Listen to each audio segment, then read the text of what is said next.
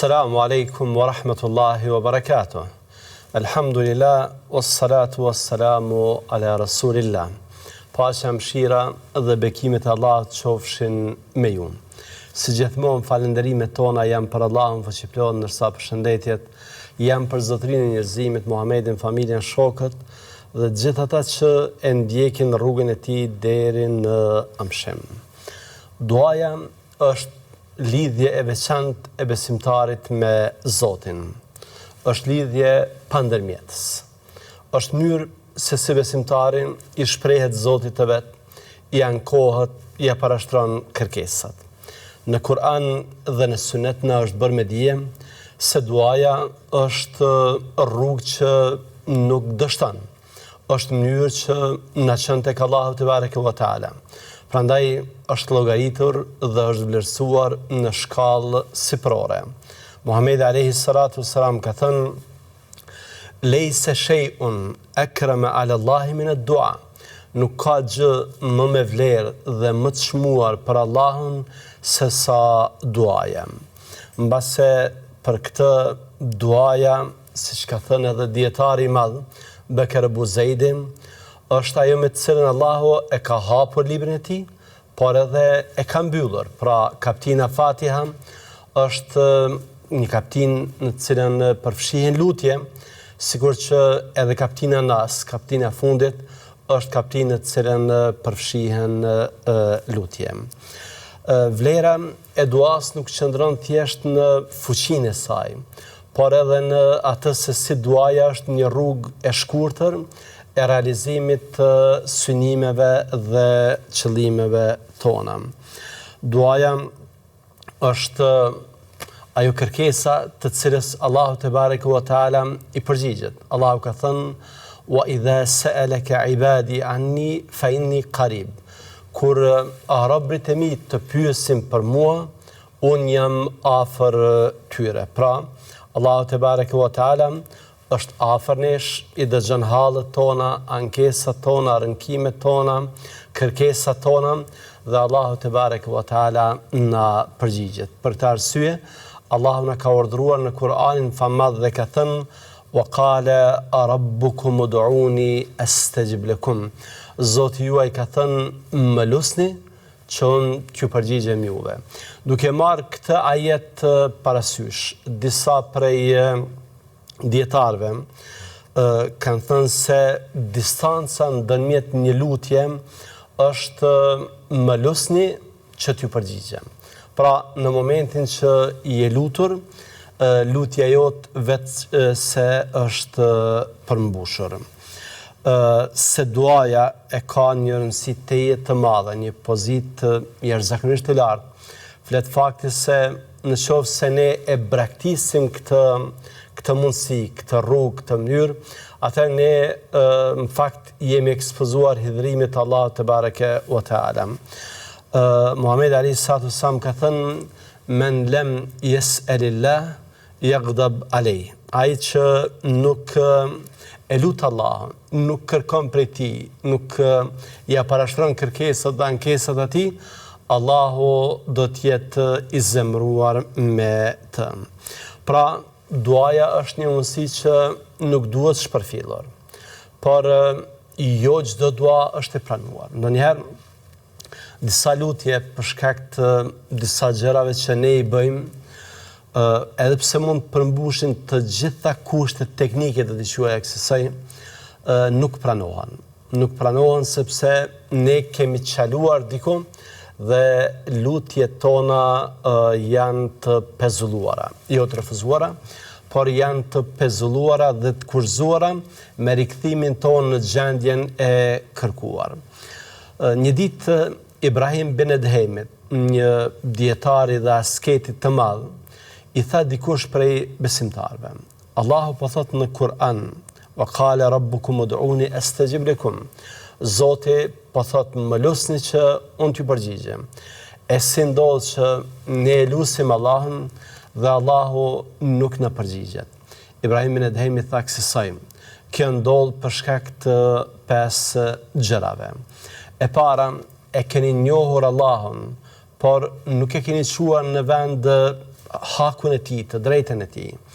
E dyta, e keni lexuar Kur'anin, por nuk keni vepruar sipas tij. E treta, keni thënë se e duan profetin, por e keni lënë sunetin e tij. E katërta, keni thënë se e mallkojmë iblisin, ndërsa në fakt ju jeni bindur atij. Dhe e pesta, i keni braktisur të metat tuaja dhe po merreni me të metat e të tjerëve.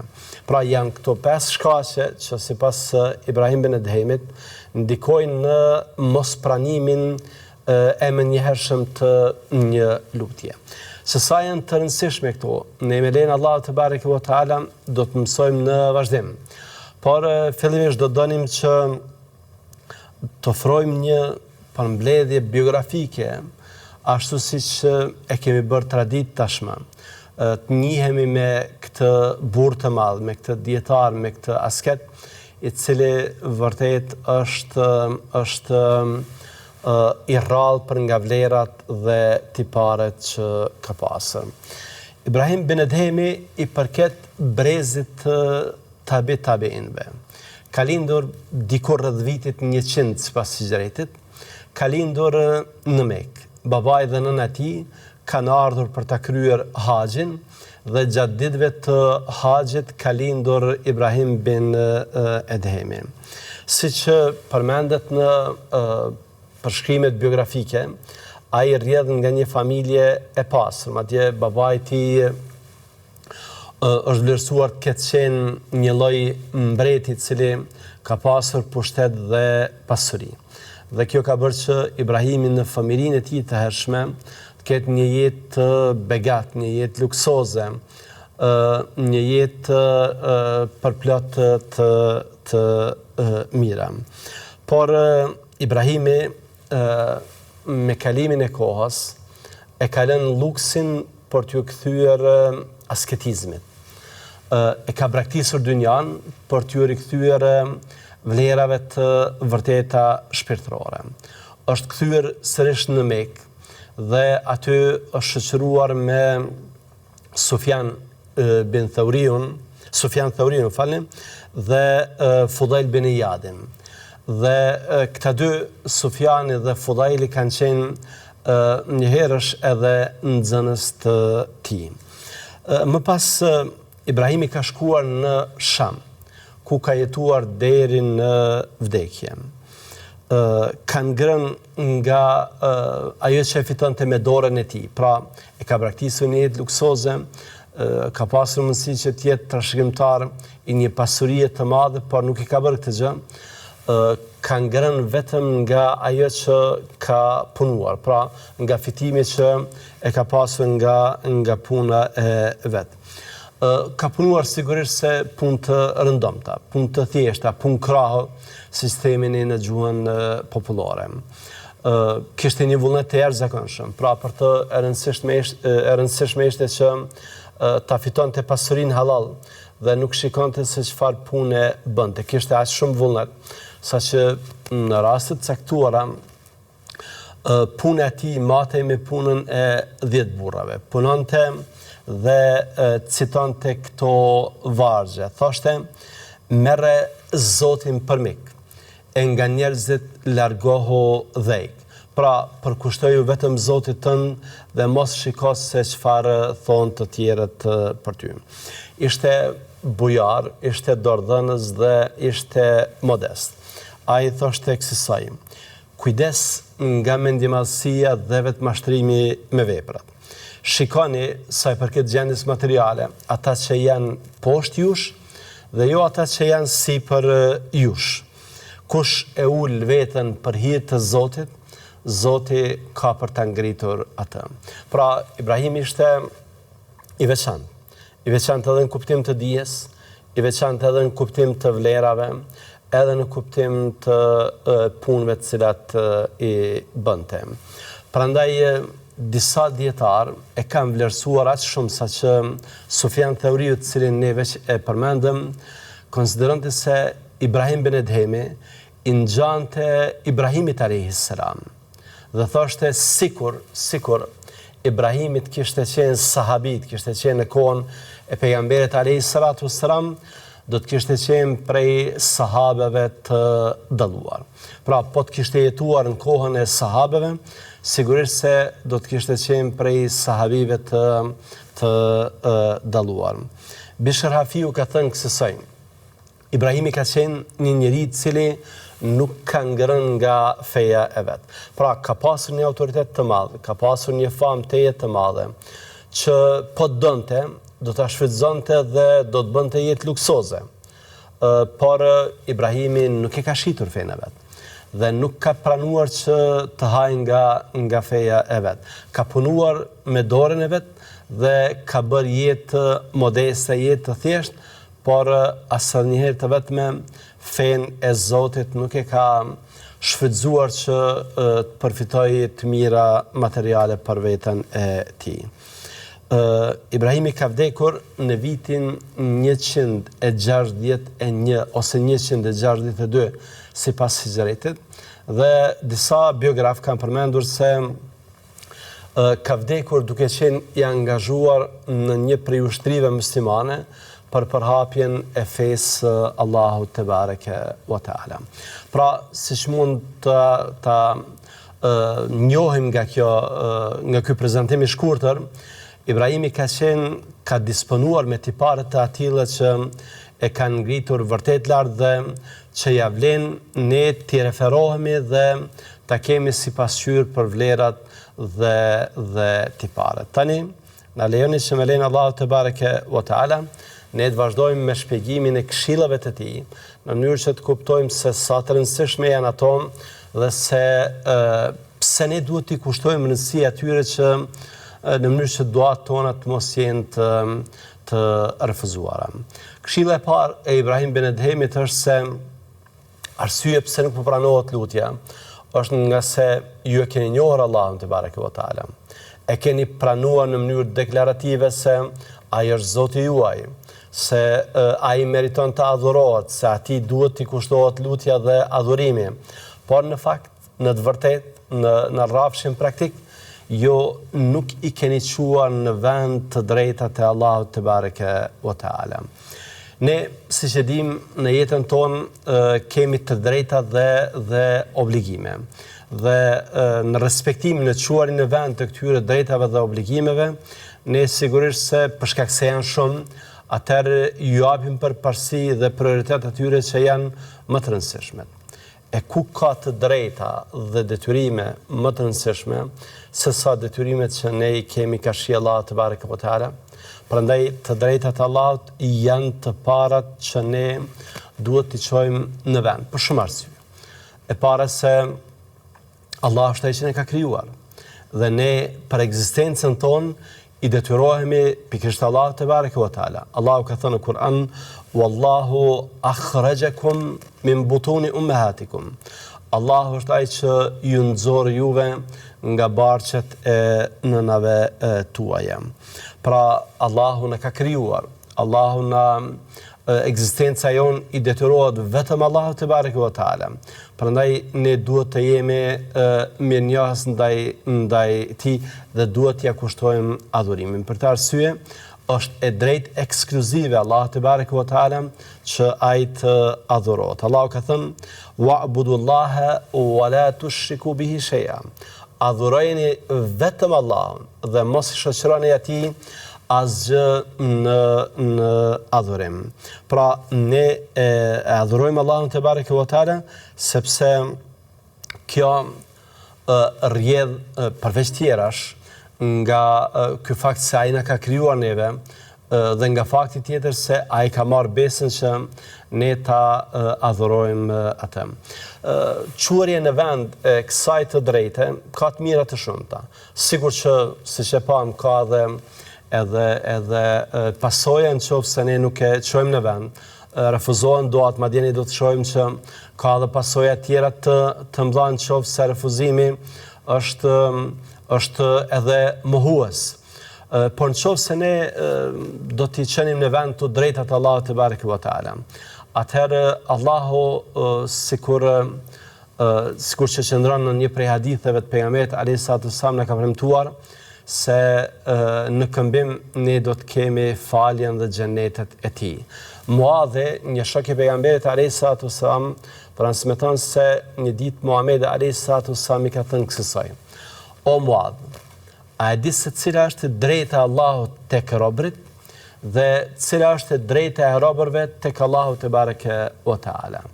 Muadhi, sikur të gjithë sahabët tjerë që dalloheshin për etikë të madhe, tha: Allahu dhe i dërguari ti e din më së miri.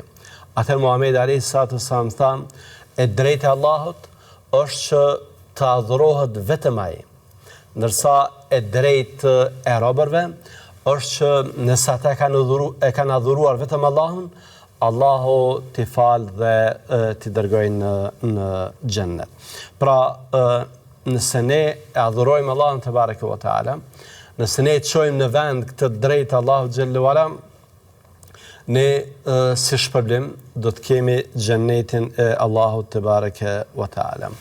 Ndërruar vëllezër, arsyeja pse ne duhet të adhurojmë Allahun te bareke ve taala është se në të vërtetë adhurimi është sekreti i ekzistencës tonë.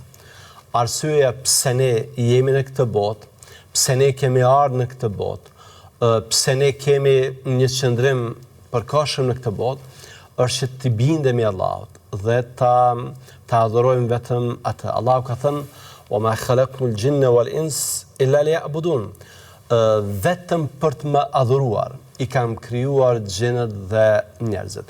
Pra qëllimi i ardhjes sonë në këtë botë, përderisa ne nuk do të jemi të përhershëm këtu, është që jo të mendojmë vetëm për këtë botë, jo të japim tërë mundin dhe kontributin tonë vetëm për këtë botë, por ta adhurojmë vetëm Allahun te bareke ve taala dhe fokusi ynë, përkushtimi ynë, angazhimi ynë duhet të jetë në këtë drejtim, pra që vetëm Allahu te bareke ve taala të adhurohet dhe askush tjetër pas tij.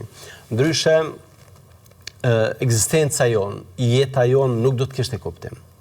Pra nëse ne nuk do të adhuronim Allahun, nëse nuk do të kishim një qëllim të lartë në jetën tonë siç është adhurimi, jeta jonë nuk do të kishte kuptim. Allahu ka thënë: "E fahsibtum annama khalaqnakum abatha wa annakum ilayna la turja'un." Amazval, ju keni menduar se ne ju kemi krijuar së koti dhe se ju nuk do të ktheheni tek ne? Pra, nëse ju mendoni se në këtë botë nuk duhet të adhuruar Allahu xhallahu ala, nëse ju mendoni se në këtë botë nuk keni një qëllim pse keni ardhur, gaboni, nga se Allahu i cili dallohet për urtësinë e tij nuk krijon asgjë së koti.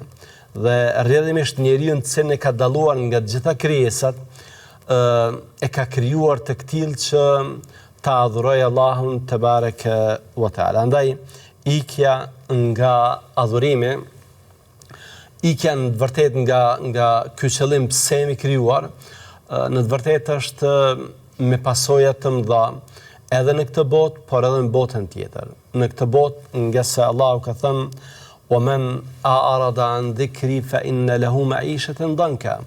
Ai njeri që i ja kthen shpinën fesë time, pra ai njeri që ikën prej këtyre qëllimeve, ai njeri që nuk e adhuron Allahun te bareke ve taala, ai njeri që nuk i çon në vend të drejtat e Allahut te bareke ve taala, ai do të ketë jetë të mjeruar. Kjo në këtë botë. Ndërsa në botën tjetër, Allahu në ka treguar se ai do të privohet prej xhennetit.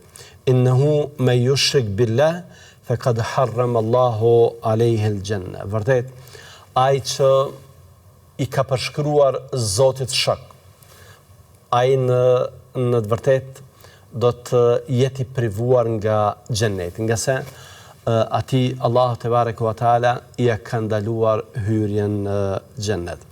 Për më tepër, adhurimi si drejt e Allahut që ne duhet ta çojmë në vend, është një, si them, detyrë, një detyrim jetësor që ne duhet ta kryejmë për aq sa jemi në këtë botë. Allahu ka thënë: "Wa'bud rabbak hatta ya'tiyaka al-yaqin." Adhuroj Allahun deri në vdekje. Pra, ne sa të jetojmë në këtë botë, kemi ardhur për këtë qëllim dhe puna jonë me këtë detyrë, me këtë obligim, mbaron vetëm atëherë kur ne të mos jemi më në këtë botë. Prandaj, nëse ne e çojmë në vend këtë detyrim, Allah te bareke ve teala në këmbim do të na jap të mira të shumta, do të na përgjigjet në lutje. Nëse ne bëjmë të kundërtën, pra nuk e adhurojmë Allahun te bareke ve teala, ne do të privohemi nga pranimi i lutjes, por Allah na ruajt edhe do t'i ekspozohemi disa rreziqeve, cilat mund t'jenë me pasoja të mëdha. Ne po bëjmë këtu një pushim të shkurtër me lejen e Allahut te bareke ve teala. Pastaj do të themi sërish që të vazhdojmë me shpjegimin e këtyre pikave ku njeriu çalon dhe për shkak të tyre edhe privohet nga pranimi i lutjes. Qëndroni me ne.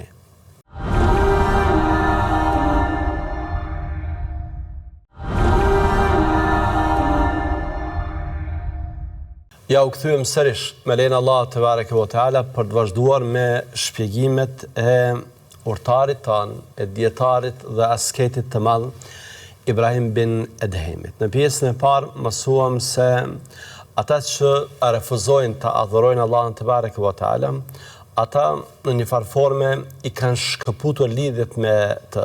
Prandaj as lutja dhe as veprat tjera nuk do të jenë të pranuara.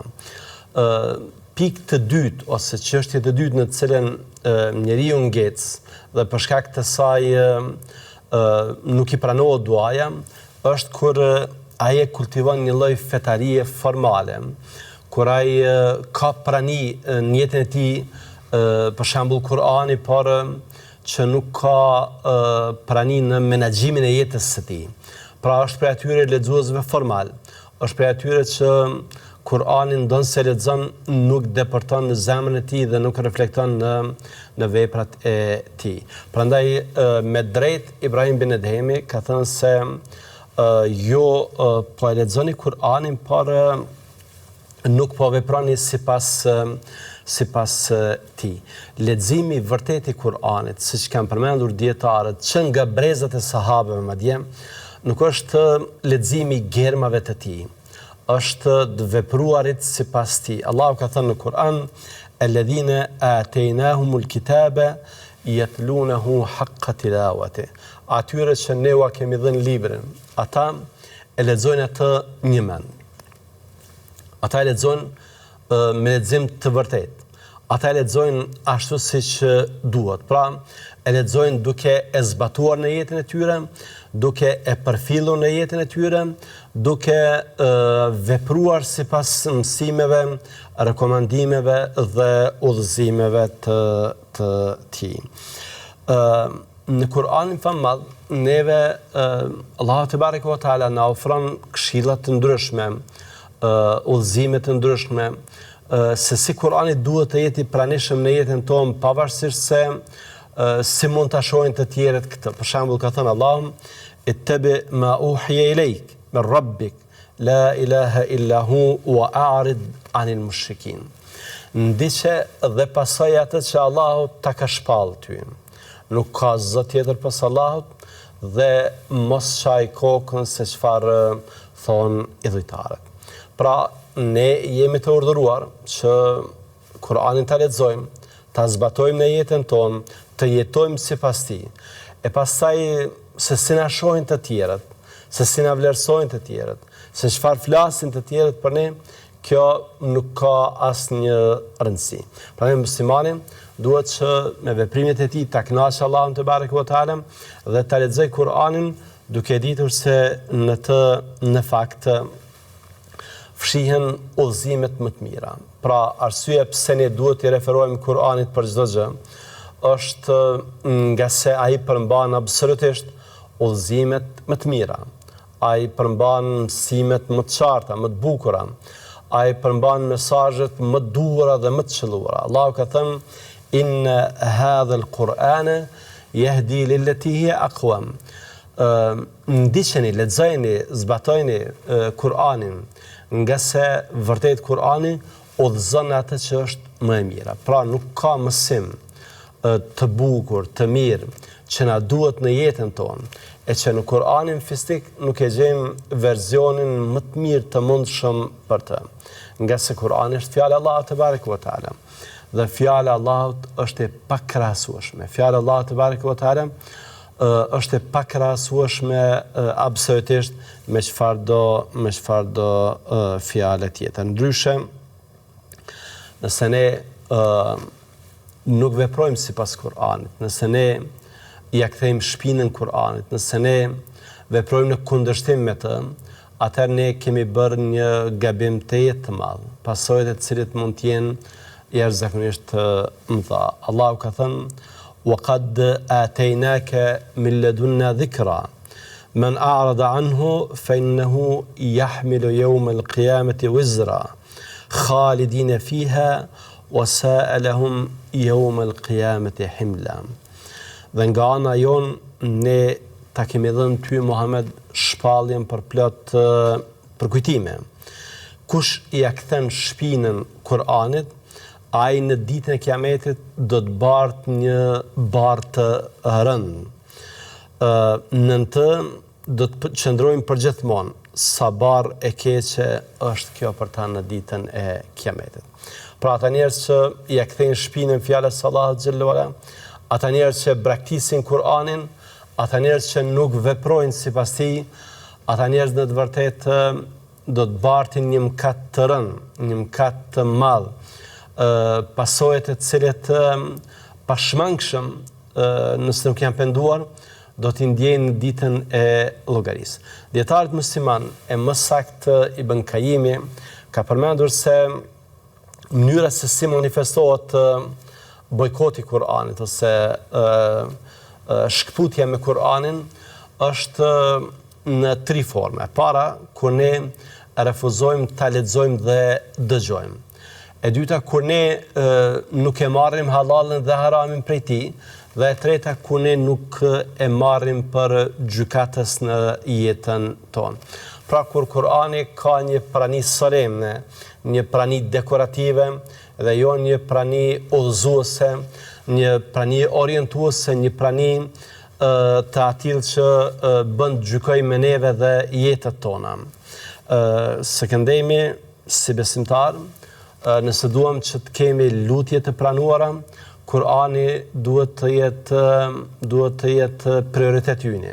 Duhet ta lexojmë, duhet të punojmë sipas tij, ndryshe refuzojmë që jo vetëm lutjet na refuzohen, por edhe vepra tjera.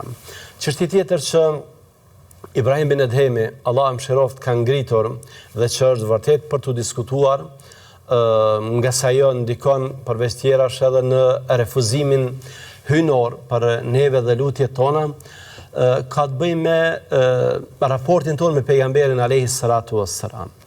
Ne kemi thënë se duam pejgamberin alayhi salatu wassalam, por cila është domethënia e vërtet e dashurisë. Dashuria është deklarative, a është pretendim, apo dashuria duhet që të merr formë, të merr trajt. Dashuria e vërtet për Muhamedit alayhi salatu wassalam është dashuri fetare. Pra, për te emocionit është parim dhe besim. Prandaj duhet që të dominojnë mbi anën tonë emocionale. Muhamedi alayhi salatu wassalam ka thënë: "La yu'minu ahadukum hatta akuna ahabba ilayhi min waladihi wa walidihi wan nas ajma'in." Nuk do të arrijë dikush që ta ketë besimin e plot, përderisa mua nuk më do më shumë se sa fëmijën, prindin dhe të gjithë njerëzit. Pra, për neve Muhamedi alayhi salatu wassalam nuk është thjesht një figurë, nuk është thjesht një njeri. Është dikush që dashuria për të është besim. Është dikush që ne nëpërmjet dashurisë son për të e manifestojmë edhe besimin ton të vërtet. Pra, ta duash Muhamedit alayhi salatu wassalam nuk kupton që ta dëshmosh besimin tënd. Prandaj kjo dashuri nuk ka si të mos përkthehet në vepra. Përderisa lidhet me besimin, ajo duhet që të përkthehet edhe edhe në vepra. Allahu në Kur'an në ka treguar dhe ka thënë se kjo dashuri për Muhamedit alayhis salatu wassalam është tregues edhe i dashurisë për të. Kul in kuntum tuhibbuna Allah fattabi'uni. Thuaj, nëse ju e doni Allahun, atëherë më ndiqni mua. Nëse ne ndjekim Muhamedit alayhis salatu wassalam, nëse ne ecim hapave të tij, nëse ne punojmë sipas këshillave të tij, atëherë ne në të vërtetë e kemi dashur edhe Allahun te bareke wa taala. Pra janë të ndërlidhura këto gjëra ndërmjet vete, dashuria për Muhamedit sa dashuria për Allahun te bareke wa taala, andaj njëra patjetrën nuk shkojnë. Muhamedi alayhis salatu wassalam na ka treguar se ndjekja e tij, ecja rrugës së tij, ecja hapave të tij është thelbi dhe ajka ose bërthama e dashurisë për të. Është diçka që ne duhet ta bëjmë patjetër, sepse kjo është edhe fe. Ka thënë Muhamedi alayhis salatu wassalam, la yu'minu ahadukum hatta yakuna hawah taban lima bih. Nuk ka besuar dikush prej jush, në qoftë se edhe epshi i tij nuk është në përputhje me mësimet që unë predikoj. Pavarësisht se dietarët kanë folur për këtë hadith në kuptimin e senedit të tij, ajo që unanimisht do thosha janë të pajtimit se domethënia e tij është e vërtetë. Pra hadithi ka kuptim të saktë dhe ne për të qenë besimtar të dalluar, besimtar të vërtet, na duhet që në jetën tonë çdo gjë ta bëjmë konform këshillave, rekomandimeve, udhëzimeve të Muhamedit alayhis salatu wassalam. Ndryshe, nëse e refuzojmë atë, nëse ja kthejmë shpinën atij dhe fjalëve të tij, nëse ai nuk ka praninë në jetën tonë, atëherë ne i ekspozohemi një rreziku të madh, për të cilin Allahu te bareke wa taala është betuar në Kur'an. Pra nuk bëhet fjalë për një rrezik të thjeshtë, por për një rrezik të atill për të cilin Allahu te bareke wa taala është betuar në Kur'an dhe ka thënë fala wa rabbik la yu'minuna hatta yuhakkimuka fima shajara bainhum. Pasha Zotin tënd o Muhammed, ata nuk kanë besuar përderisa ty të mos marrin si gjykues ndërmjet tyre. Pra në qoftë se Muhamedi alayhis salatu wassalam, në qoftë se predikimi i tij, këshillat e tij, suneti i tij nuk janë kryefjalë fetarisë son, atëherë ne rrezikojmë që madje edhe besimin ta kemi si skelet, ta kemi si gërmadh, jo si diçka që i jep hieshi jetës son, shpirtit ton, por si diçka që fetarin ton mund ta shndrojnë në diçka të frikshme. Prandaj na duhet që për ta dëshmuar besimin, për ta jetësuar në praktik, ta duam Muhamedit alayhis salatu wassalam dhe këtë dashuri ta përkthejmë duke e zbatuar sunetin e tij në jetën tonë.